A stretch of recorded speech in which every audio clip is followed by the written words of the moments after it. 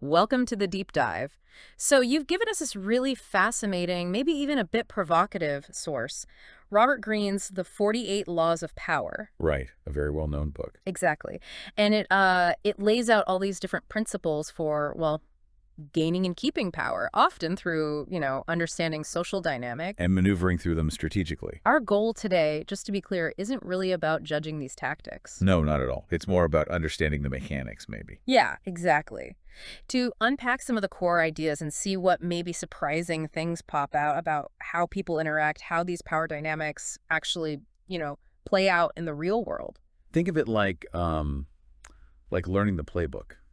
Whether you Right. actually use the plays, that's another question entirely. Right. We're trying to get at the why behind some of these laws, using the examples Green provides to see how they work. Or sometimes how they don't work. Okay, good. So let's jump in. The first one you highlighted for us was never outshine the master. What's the core takeaway there? Well, it basically boils down to this.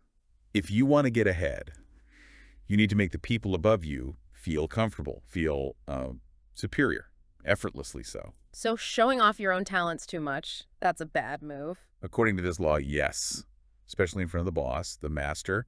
It could apparently trigger their insecurities, make them feel threatened. And that ends up working against you. The logic is pretty straightforward if you think about it strategically. A superior who feels insecure might see you as, like, a rival. And then look for ways to sideline you. Or worse. Exactly. The point isn't to be useless, of course. It's more about making sure your successes somehow reflect well on them, enhance their status. Okay. And the example Green uses, Nicolas Fouquet's big party for Louis XIV. That's a classic case of getting it wrong, isn't it? Oh, spectacularly wrong. Yeah. Fouquet just wanted to impress Louis, show loyalty maybe. But the sheer extravagance of it all. It just screamed, "Look how rich and powerful I am." It made Louis feel, well, outshone in his own kingdom. And not just about the money, right? It was like a challenge to the king's whole position. Precisely. And that leads to the quote Green uses from Balthasar Gracian, something like, The superiority of a subject over his prince is not only stupid, it is fatal. Yeah, that's it. Pretty stark warning. But the book doesn't just leave it there, does it? It talks about a reversal. It does. This is interesting. If your boss, your superior, is clearly losing power, a falling star, as Green puts it, then outshining them might actually work. How so? Well, it could speed up their downfall, potentially opening up space for you. Yeah. But there's a catch. Always a catch. You have to be careful not to look cruel, like you're kicking someone when they're down. It's about timing, recognizing the shift in power. Okay, interesting nuance. Let's shift gears. Law 2. Never put too much trust in friends. Learn how to use enemies. This one sounds, well, pretty cynical. It does, doesn't it? The argument is basically that friends, counterintuitively, might be more likely to betray you than your enemies. Why? What's the reasoning? It comes down to the baggage of friendship, hidden resentments that never get talked about, maybe a bit of envy or even just a feeling of entitlement because they're your friend. And we tend to see friends through rose-tinted glasses, maybe? Miss the warning signs? That's part of it. The book talks about how friendships often involve unspoken agreements, not to bring up difficult things, hiding flaws. Even like insincere compliments to keep the peace? Exactly. Yeah. So you rarely get that honest, critical perspective from a friend, which can leave you vulnerable. And the example of Michael VIII, the Byzantine emperor. Yeah, tough lesson there. He trusted his buddy Basilius over Bardas, who's actually more competent. And it ended badly. Very badly. Bardas got killed, and it played a part in Michael's own problems later on. Misplaced trust. Makes you think of that Voltaire quote. Oh, the one about, "Lord, protect me from my friends." I can take care of my enemies. Yeah, it suggests you kind of know where you stand with an enemy, right? Less ambiguity. Exactly. Their motives are usually clearer. But then the law pivots to learn how to use enemies. How does that part work? This is where it gets really strategic, I think. Look at Mao Zedong. Right, Green talks about how he deliberately created enemies. Yeah, to unify his own supporters, define his movement against something evil. Having a common enemy is a powerful unifier. And there's another angle, too, the idea that a strong opponent, a worthy enemy, can actually make you better, sharpen you. Push you to grow. Yeah. By defining yourself against opposition, you can strengthen your own purpose and rally people to your cause. It's about turning opposition into fuel. Okay, let's look at Law 12. Use selective honesty and generosity to disarm your victim. Sounds like something straight out of a scam artist's playbook. It really does. The core idea is that just one convincing act of sincerity or maybe unexpected generosity. Can cover up a whole lot of dishonest stuff. Pretty much. It works because it lowers the target's guard. Right. Unexpected kindness, especially, can make even suspicious people drop their defenses. That story about Count Lustig and Al Capone is amazing. Isn't it? He gives back Capone's bribe money. Which is the last thing Capone expected. Exactly. And that apparent integrity totally disarmed Capone, setting him up for the real con later. It throws people off balance. Because it plays on conflicting emotions, right? Surprise, maybe even a little gratitude. That's what the book suggests. Good con artists understand that psychological lever, the power of the unexpected sincere gesture.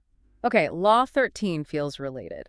When asking for help, appeal to people's self-interest, never to their mercy or gratitude.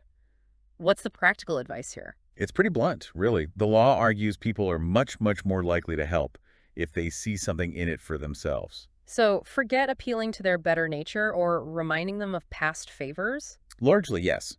Those appeals often fall flat, according to Greene. The key is figuring out what the other person actually wants or needs. And then framing your request to show how helping you gets them closer to their goal. Win-win, essentially, or at least presented that way. Exactly. Less about emotion, more about mutual benefit. All right, now Law 20. Do not commit to anyone. Sounds like advocating for staying on the fence. What's the power in that? The idea here is independence. By not tying yourself too strongly to any one person, faction, or cause, except your own, of course, you become more sought after. People have to court you. You maintain control. Because if people feel like they have you, you lose leverage. That's the core of it. Committing too easily diminishes your power. Staying a bit aloof cultivates mystery and keeps others guessing, keeps them pursuing you. And the examples are pretty compelling. Queen Elizabeth I. Masterful at playing potential suitors and allies off each other. Yeah. Never fully committing. Or Henry Kissinger keeping lines open to both Nixon and Humphrey before the election. Smart. Guaranteed his position no matter who won. And then there's Isabella d'Este in Mantua. Playing a very careful game to avoid getting caught in the crossfire between bigger powers. It's all about maintaining that independent position, making sure you're needed, not owned. Okay, Law 21 flips things. Play a sucker. To catch a sucker seem dumber than your mark. Why pretend to be less intelligent? It taps into a basic psychological truth. Nobody enjoys feeling stupider than the person they're dealing with. It's uncomfortable, makes them suspicious. So by seeming a bit naive or less sharp than they are. You make them feel smart, maybe even superior. And crucially, you make them less likely to suspect you have hidden motives. They underestimate you. Because why would someone seemingly less clever be trying to pull a fast one? Exactly. You lull them into a false sense of security. Their own ego blinds them. And the Great Diamond Hoax example is perfect for this, right? Oh, yeah. These guys pretended to be simple, rough prospectors. And totally fooled experienced businessmen and mining experts. Completely. Because the financiers couldn't believe anyone that seemingly unsophisticated could be running such a complex scam. Their perceived dumbness was the perfect cover. Wow. Okay, let's look at Law 22. Use the surrender tactic. Transform weakness into power. How does giving up become powerful? Well, the idea isn't just giving up, it's strategic surrender. When you're clearly weaker, fighting to the bitter end out of pride might just get you destroyed. So surrendering buys you time. Exactly. Time to recover, regroup, maybe let the opponent overextend themselves. It can also be psychologically annoying for the conqueror. How so? They don't get the satisfaction of crushing you in a glorious battle. You deny them that. It allows you to wait for their power to fade or circumstances to change. Like turning the other cheek, in a way. It can be unsettling. Very unsettling. It disrupts their script, you know. It transforms a moment of weakness into a strategic pause, potentially setting up a comeback later. Right. Okay, Law 23 seems more straightforward. Concentrate your forces. Yeah, this one feels almost like common sense, doesn't it? Hmm. Focus your energy, your resources, your attention. Don't spread yourself too thin. You get more bang for your buck focusing deeply on one thing. That's the principle. Greene uses the analogy of mining better to find one rich mine and dig deep than to just scratch the surface of lots of shallow ones. Find a fat cow, as the book puts it. A key source of support. Right. A powerful patron, a core business, something that provides sustainable strength rather than dissipating your energy everywhere. And the Rothschilds are the example again here. Their early strategy, yeah. Aligning tightly with one powerful family, the Thurnan taxis, and keeping things tightly controlled within their own family, concentration. Makes sense. Law 24 is about social skill. Play the perfect courtier. What defines this perfect courtier? This is all about navigating environments where politics and power dynamics are everything like, well, a royal court, but also many modern workplaces. True. So it's about subtlety. Very much so. Indirection, careful flattery, making your superiors look good, asserting your own influence gracefully, almost invisibly. So social skills trump raw talent in these settings. Often, yes, according to this law. The key skill is making the person in charge feel smarter, more talented, more capable than everyone else, partly thanks to you, subtly. Like Mansart always complimenting Louis XIV's architectural taste. Or Isabe's painting of Napoleon's advisors, carefully balancing Talleyrand and Wellington to avoid offending anyone. And that story about Pope Urban VIII wanting praise for his mediocre poems. Yeah, and his ambassador knowing exactly what to say. It's about managing egos, especially the ego at the top. Okay. Law 29 brings us back to planning. Plan all the way to the end. Why is the ending so important? Because the outcome is what ultimately counts, right? Mhm. This law stresses that you need to think through all the potential consequences, the obstacles, the twists and turns, right from the start. So you don't get caught off guard halfway through. Exactly. Planning to the end helps you anticipate problems, know when you've achieved enough, and importantly, know when to stop. It prevents getting carried away. It's about guiding fortune, not just reacting to it. Well put, thinking ahead. Like that story of the king and the dervish. The advice, never begin anything until you have reflected what will be the end of it. Right. And because the king thought about the end of his surgery, he noticed the bribed surgeon's trembling hand and saved his own life. Foresight. Powerful illustration. Law 37 moves to visuals. Create compelling spectacles. The power of image. Absolutely. This is about using strong imagery, symbolic gestures, grand presentations to build an aura of power. People respond to striking visuals. It distracts them, maybe, or just impresses them. Both, probably. Yeah. A powerful image or symbol can capture attention, evoke emotion, and sometimes mask what's really going on. It creates an impression. Like Diane de Poitiers using her black and white colors and the intertwined D symbol with Henry II. Yes, and identifying with the goddess Diana. It crafted this image of timeless beauty and influence, very deliberate branding almost, And Greene connects it even to Constantine's vision of the cross. showing the immense historical power of a compelling symbol to command belief and authority. Interesting. Law 38 advises blending in. Think as you like, but behave like others. Why hide unconventional thoughts? The danger, according to this law, is that flaunting ideas that are too different or seem superior makes other people feel insecure or inferior, and that can lead to backlash. So it's safer to just fit in on the surface. Generally, yes. Cultivate the common touch. Don't make waves unnecessarily.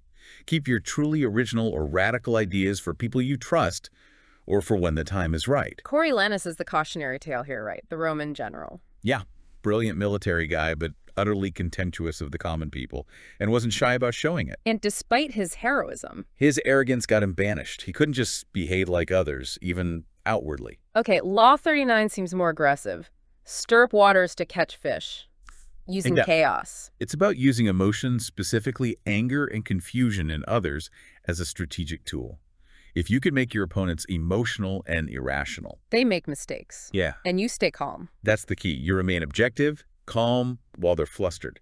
It gives you the upper hand. Don't take their bait, but learn how to bait them. Like Houdini letting his rival steal that cuff combination. Knowing it would lure the guy into a public challenge that Houdini was guaranteed to win, he stirred the waters to trap the fish. Clever. Law 40 warns, despise the free lunch. Nothing is really free. That's the core message. Things offered for free almost always have hidden strings attached, obligation, low quality, a future cost. Be wary. But generosity can be used strategically. Oh, absolutely. The book talks about giving when you are about to take. Using generosity to create a sense of obligation, soften people up, make them more receptive. Like Giovanni Bori, the alchemist. Exactly. He started by giving away money, offering services for free, built this huge reputation. Based on the free lunch idea that he had the secret to wealth. Right. And then, once everyone trusted him and gave him their valuables, poof, he disappeared. The free lunch had a very high price. Contrast that with P.T. Barnum, who always charged. Creating perceived value. If people pay, they assume it's worth something. Law 43 focuses on influence. Work on the hearts and minds of others. Why is this better than force? Well, force breeds resentment, resistance. It's temporary. Seduction in Green uses that word broadly, meaning persuasion, charm, appealing to desires, works on a deeper level. It makes people want to go along with you. Exactly. It's about understanding their psychology, their hidden weaknesses, their emotions, and tapping into those subtly. It's more lasting. Like Catherine de Medici and her flying squadron. Using attractive young women to gather information and influence powerful men by appealing to their desires, working on their hurts. It's about finding that emotional lever. Yes, or playing on contrasts, like creating despair, then offering relief, winning loyalty through manipulating emotions. Okay, Law 46 is another surprising one. Never appear too perfect. Why is perfection a problem? Because it breeds envy. If you seem absolutely flawless without any weaknesses, people can't relate to you. It creates distance, suspicion, and resentment. So admitting a flaw makes you seem more human. Right. A calculated vulnerability, a minor confessed weakness, can actually make you seem more approachable, less threatening, and ironically, more trustworthy, Like Cosimo de Medici acting humble in public. while wielding immense power behind the scenes. That calculated modesty deflected envy. It's like Joseph and his brothers being jealous of his coat of many colors, visible perfection, sparked envy and led to trouble. Law 47 is about knowing limits. Do not go past the mark you aimed for. In victory, learn when to stop. What's the danger of pushing too far? The danger is that success can be intoxicating. You win, you feel powerful, and you keep pushing. And end up creating new enemies or stretching yourself too thin. Exactly. The momentum of victory can cloud your judgment. You overshoot your original goal and end up worse off than if you'd stopped at the right moment. Like Sparta after beating Athens, they couldn't handle being the top power. Their inflexibility and overreach led to their own decline. Or the U.S. chasing Pancho Villa deep into Mexico, the initial goal was lost in an overextended, ultimately failed pursuit. Know when to declare victory and consolidate. Precisely. Okay, finally, Law 48. Assume formlessness. What does that mean? Being unpredictable. That's the core of it. Don't be rigid. Don't have a predictable plan or shape that your enemies can easily grasp and counter. Be fluid, adaptable. Like water. Exactly like water, or mercury adapting to circumstances, constantly changing. Your strength comes from your ability to shift and change faster than your opponents can react. Making yourself ungraspable. That's the goal. If they can't pin you down, they can't effectively fight you. So, wow.